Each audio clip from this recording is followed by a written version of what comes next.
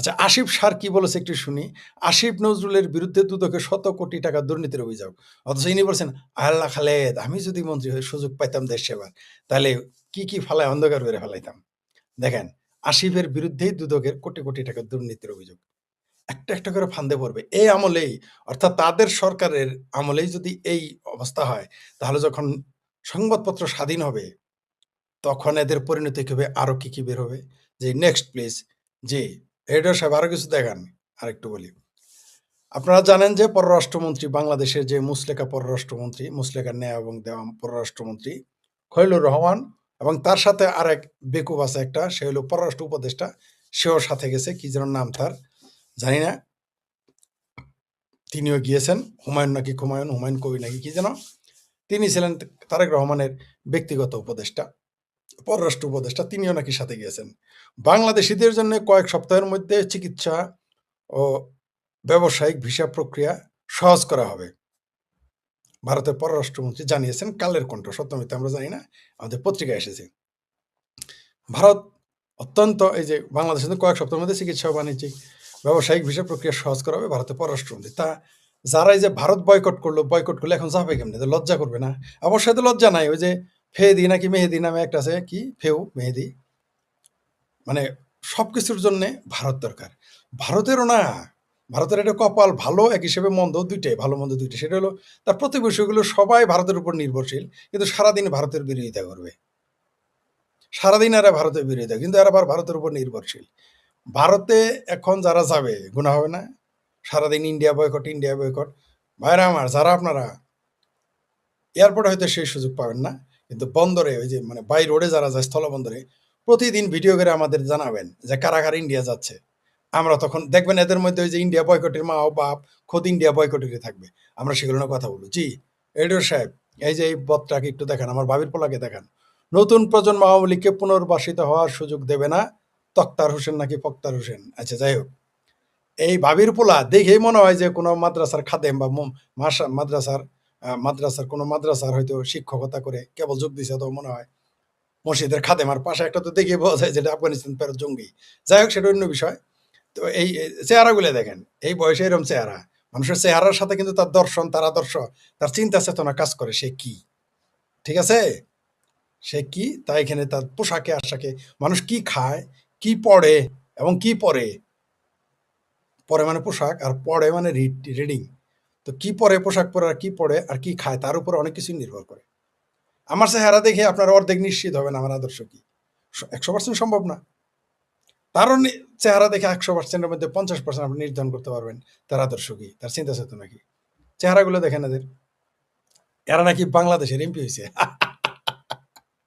এদের কথা আর কি বলবো। এই যে এদের যে জেঠারা আছে, কাকুরা আছে, খালুরা আছে, মামুরা এমপি হয়ে যা বলতেছে, আমরা দেখতেছি সংসদে যা বলার, এরা আর কি বলবে।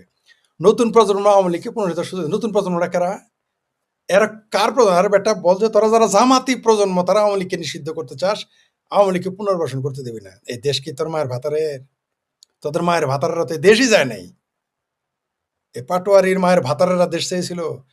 চাই নাই। পাটোয়ারিরাও চাইবে না আওয়ামী লীগ থাকুক, চাইবে আওয়ামী লীগ থাকুক। এটা তো মিলে না। এই পাটোয়ারিরা কোনোদিনই বাংলাদেশকে স্বীকার করে না। আর যে বাংলাদেশকে স্বীকার করে না, সে আওয়ামী লীগকে তো পছন্দ করবেই না। এরা বাংলাদেশে আওয়ামী লীগকে পুনর্বাসন হইতে দিবে না, কারণ তার আব্বারা ৩০ লক্ষ যারা হত্যা করেছে, অগণিত নারী ধর্ষণ করেছে, জামাত হেফাজতের লোকেরা তার পাশে বসে আছে। তার পাশে, তার আরেক পাশে বসে থাকে কারা? বিএনপি। কোন বিএনপি? যারা জামাত হেফাজতকে প্রতিষ্ঠিত করেছে, যারা স্বাধীনতা বিরোধীদের প্রতিষ্ঠিত করেছে, পৃষ্ঠপোষকতা করেছে।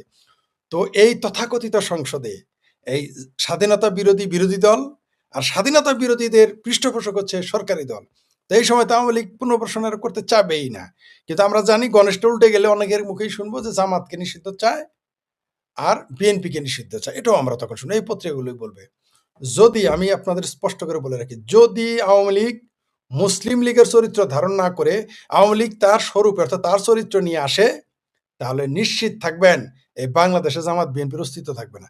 আর যদি আওয়ামী লীগ মুসলিম লীগের চরিত্র ধারণ করে, সেটা আলাদা বিষয়। এই যে দেখেন, কোথায় ইন্ডিয়া বয়কটিরা, তোমাদের জাতীয় ভাইয়া, প্রথম সফর ভারতে যাচ্ছেন প্রধানমন্ত্রী তারেক রহমান। অবশ্য ফতোয়ার অভাব নাই।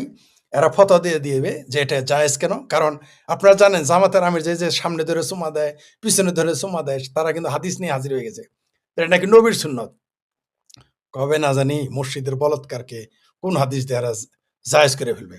তারেক রহমান কিন্তু এখন ভারতে যাইতেছে, বিএনপিরা নয়া হাদিস তৈরি করবে, জাতীয়তাবাদী হাদিস দিয়ে এটা জায়েজ করে ফেলবে। যাই হোক, এটা যদি আওয়ামী লীগ যাইতো, প্রথম ভারত সভা যাইতো, তাহলে দোষে যেত। এই যে দেখেন আমাদের খালা জাহারি। খালা জাহারি কি বলেছে? খালা জাহারি বলেছে এখন ভদ্র হয়ে গেছে। ভিসা বাতিল হওয়ার পরে তার বয়ান বদলে গেছে। এই জামাতিরা শক্তের ভক্ত নরমের জম। এই ভদ্রলোক এখন সাম্যের কথা বলে, মৈত্রীর কথা বলে, সাম্প্রদায়িক সম্প্রীতির কথা বলে, ভূতের মুখে রাম নাম। এক ভিসা বাতিলেই। মাশাল্লাহ যদি জামাতের আর কয়টার ভিসা বাতিল করে এই জামাতি মৌলবীদের, তাহলে দেখবেন এদের পুরা বয়ান একেবারে পুরা গণতান্ত্রিক হয়ে যাবে। তখনই বলবে যে গণতন্ত্র ইসলামে ছিল, সাম্যবাদী ইসলামে ছিল, কি সাম্প্রদায়িক সম্প্রীতি ইসলামে ছিল। তারপরে বলবে ধর্মনিরপেক্ষতা ইসলামে ছিল। একটু ঠেলা আর একটু পড়লেই, আর একটু ডলা খাইলেই, মানে কেবল তো ভিসা বাতিল, এটা যদি পাইকারি বহাল থাকে, দেখবেন জামাতিরা বলে ফেলবে যে না না না, ধর্মনিরপেক্ষতা, ইসলাম হচ্ছে প্রকৃত ধর্মনিরপেক্ষ দল। যেমন ভারতের মৌলবীরা কি বলে, ইসলাম ভারতকে ধর্মনিরপেক্ষ দেখতে চায়, আর ধর্মনিরপেক্ষতা বাস্তবায়নের জন্য ভারতে স্পেশাল নামাজ পড়ে দেওবন্দের মৌলবী মাদানি। তো এরা আরেকটু ডলা দেন, কালকে বলবে বাংলাদেশের ধর্মনিরপেক্ষতা চাই, এরাই বলবে জামাত ইসলামের ম্যানিফেস্টোতে লেখা থাকবে ধর্মনিরপেক্ষতা, লিখে রাখেন, আরেকটু ডলা দেওয়া শুরু করেন। কারণ ডলা খাওয়ার আগে তারা কিন্তু কৃষ্ণ নন্দীকে নমিনেশন দিয়েছিল। এরা ক্ষমতার জন্য সব করতে পারে। এরা ক্ষমতার জন্য যদি কালকে যদি ইসরায়েল বলে যে তোমরা আমাদের স্বীকৃতি দাও, তোমাদের 20 বছর ক্ষমতায় রাখবো, কালকে জামাত আগে স্বীকৃতি দিবে, পরে ক্ষমতায় যাবে। এই জামাত এরা করবে। এরা যত যাই বুঝান না কেন, এরা সত্যের ভক্ত নরমের জম। আহমকুল্লাহ আর এই খালাজারি আসার পরে এটা শুরু হয়ে গেছে। জি, নেক্সট প্লিজ এডিটর সাহেব। হ্যাঁ দেখান কি, ওই যে তিস্তা চুক্তি, তিস্তা কি যেন 3টা চুক্তি আছে, ওটা তো দেখাইছেন। আর আছে কি আরো বিষয়, নাকি আমাদের 30 মিনিটস হয়ে গেছে? জি, আমাদের ভাবির পোলা, তারপরে একটু দেখান। খালাজারির পর আর একটু দেখান, আছে আরো কিছু? এই হচ্ছে আমাদের দেশের অবস্থা। আমাদের দেশে আমি আওয়ামী লীগ নিষিদ্ধ করলো কারা? স্বাধীনতা বিরোধী জামাত ও জামাতের পৃষ্ঠপোষক বিএনপি। আমি আর 1 থেকে 2 মিনিট সময় নিয়ে আমার বক্তব্য শেষ করব আশা করতেছি। এই যে আওয়ামী লীগ নিষিদ্ধ হইল, এর পরিণামটা কি হবে? ফ্যামিলি কার্ড করে দেওয়ার কথা বলে বিধবাকে ধর্ষণ। যেই দিন তারেক রহমান বিরোধী দলে ছিলেন, যেদিন তারেক রহমান দেশের বাইরে থাকতে বলেছিলেন ফ্যামিলি কার্ড দিবেন, দেশে এসেও বলেছেন, আমি তখনই বলেছিলাম বাংলাদেশের ধর্ষণের বন্যা হয়ে যাবে এখন এই ফ্যামিলি কার্ডের নামে। এবং বিএনপির যারা যারা এগুলো পরিচিত, আমি নিচে এটা লিখে দিতাম, প্রমাণ পেয়েছেন তো, আরো হবে ফ্যামিলি কার্ড দেওয়ার নামে। এরা তো এখন এমনিই দর্শন করে, আর তো ফ্যামিলি কার্ড তো দিবেই আরো বেশি। সে দেখি ফ্যামিলি কার্ড দেওয়ার কথা বলে, হ্যাঁ, বিধবাকে দর্শন, বিধবা না, বিধবার যে কন্যারা থাকবে তাদেরকেও দর্শন করবে এরা, মিলকে চুলকে। এটা মনে রাখবেন, এটা হচ্ছে বাংলাদেশ।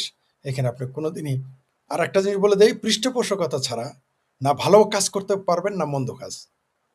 পৃষ্ঠপোষকতা ছাড়া হয় না, সেটা রাষ্ট্রীয় হোক, সামাজিক হোক, পারিবারিক হোক, ধর্মীয় হোক, আন্তর্জাতিক হোক, আপনাকে পৃষ্ঠপোষকতা থাকতে হবে। এগুলো কিন্তু পৃষ্ঠপোষকতার জন্য, কানে জানে দর্শন করলে কিছু হবে না, তার দল তাকে সাপোর্ট করবে, সেই জন্য সে করতেছে। পরিবার কিছু বলবে না, সমাজ তাকে কিছু বলবে না, বরং যে ধর্ষিত হয়েছে তাকেই দোষবে। এটা হচ্ছে আমাদের দেশের সমস্যা। যেটা আমাদের শিরোনাম দিয়েছি সেটা দিয়ে শেষ করতেছি। আওয়ামী লীগ নিষিদ্ধের পরিণাম কি হবে? আপনারা নিশ্চিত থাকেন, এর পরিণামে, নিষিদ্ধতার পরিণামে আওয়ামী লীগের নেতা কর্মীরা সংঘবদ্ধ হবে, এবং তারা, যেটা আমি বারবার বলেছি, ভয়ঙ্কর রূপে ফিরবে, মানে বিপ্লবী বেশে। বিপ্লবী বেশে, ভয়ঙ্কর রূপে মানে বিপ্লবী বেশে। বিপ্লব মানে পৃথিবীতে বহু দেশে বিপ্লব হয়, বিপ্লব করে আসে মানুষ ক্ষমতায়। আওয়ামী লীগ এখন বিপ্লবী দলে পরিণত হবে, আপনি তাকে ঠেকাইতে পারবেন না কোনোভাবেই। বাংলাদেশ আওয়ামী লীগকে এই নিষিদ্ধতা করার মাধ্যমে একবার 32 নাম্বার ভেঙে বাংলাদেশ আওয়ামী লীগকে যেমন উজ্জীবিত করেছিল, এখন আওয়ামী লীগকে নিষিদ্ধ করে আওয়ামী লীগকে বিপ্লবী দলে পরিণত করবে। আর এটা আমি চাই যে বাংলাদেশ আওয়ামী লীগ বিপ্লবী দলে পরিণত হয়ে ফিরে আসুক। তাহলে এই বাংলাদেশে পরিবর্তন আনা সম্ভব। ব্যাপক পরিবর্তন করতে আপনার বিপ্লব। ফরিদ ভাই, যে আর স্বাধীনতা ঘোষণা বানাইলে বিএনপি কি লাভ? কি আচ্ছা, সমস্যা, চশমা বদলাইতে হবে। বিএনপির কি লাভ? বিএনপি স্বাধীনতা আদর্শে বিশ্বাস করতে হলে, হ্যাঁ, এটার সাথে ওটারই না। এরা আল্লাহর সাথে এরা ধর্মকে ব্যবহার করবেই। এরা ধর্মকে ব্যবহার করবে। বিএনপি জামায়াতের ধর্মকে ব্যবহার করে আসতে হবে। খোদ আওয়ামী লীগই ইদানিং মানে আওয়ামী লীগও ধর্মকে ব্যবহার করার চেষ্টা করত। আর তো বিএনপি এবং জামাত তারা তো করবে, এটাই স্বাভাবিক। এটাই স্বাভাবিক।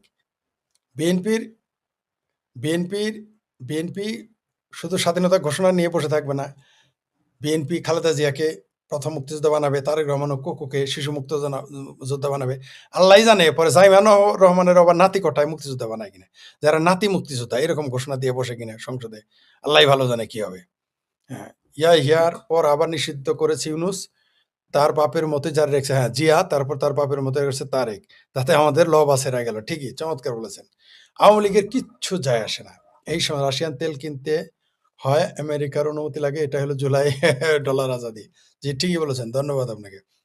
কিচ্ছু হয় না, আওয়ামী লীগ নিষিদ্ধ, আওয়ামী লীগ তো নিষিদ্ধ হয়েই আছে। আইন করার করতে হবে তাদের উপরে।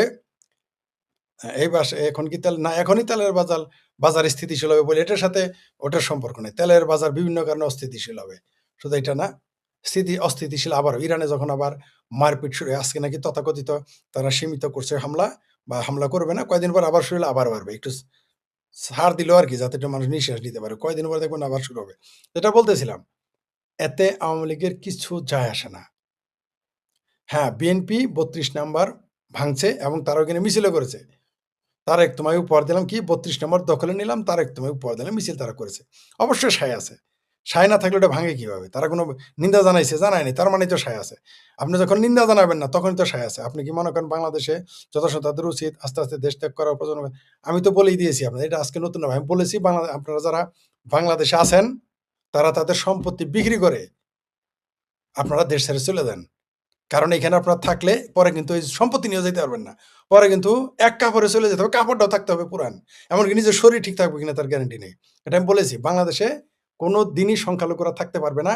কারণ বাংলাদেশে সংখ্যালঘুদের বিরুদ্ধে সব দল, এই বাংলাদেশে বলে দেই আপনাদের, চিঙ্কোবামেরা বলবে এরা ভারতের দালাল, ভারতে চলে গেছে। এই চিঙ্কোবাম বলবে এরা হিন্দুত্ববাদী, তাই ভারতে চলে গেছে। আর যারা মুসলমান আছে সব দল মিলে, এটা একবার বলি নাই, বহুবার বলছি, সব দল মিলে শুকরানা নামাজ আদায় করবে যে বাংলাদেশ হিন্দু শূন্য হয়ে গেছে। তখন কিন্তু খালি হাইতে রোড টু যশোর ধরতে হবে ভাই। আমি বহু হিন্দুকে বলেছি এবং আমি লাইভে বলেছি, ভিডিওতে বলেছি, লিখেছি। আপনারা নিশ্চিত থাকেন, আপনাদের উচিত আপনাদের নিজের চিন্তা করে প্রয়োজন। অনেকে আওয়ামী লীগের জন্য, আওয়ামী লীগেরও তো খেপে, আবার খোদ হিন্দুরা আমার উপরে খেপেন, সমস্যা নাই। আপনি যদি মনে করেন আপনার বাড়ি ঘর রাইখা তারপর চলে যাবেন খালি হাতে, শেষে কিন্তু যেতেই হবে, রোড টু যশোর ধরতেই হবে। বরং এমনও হইতে পারে রোড টু যশোরের ধরার সুযোগ নাও হইতে পারেন, কনভার্ট করে ফেলতে পারে আপনাদের। আপনাদের এখানে থাকতে হলে কনভার্ট করে ফেলবে, আর না হয় হিন্দু হিন্দু না হয় চলে যেতে হবে। মাঝখানে আপনাদের কোনো জায়গা নেই। আর নইলে 4th class citizen, 2nd class না, 4th ক্লাস সিটিজেন হয়ে যদি থাকতে পারেন সেটা আপনার ব্যাপার।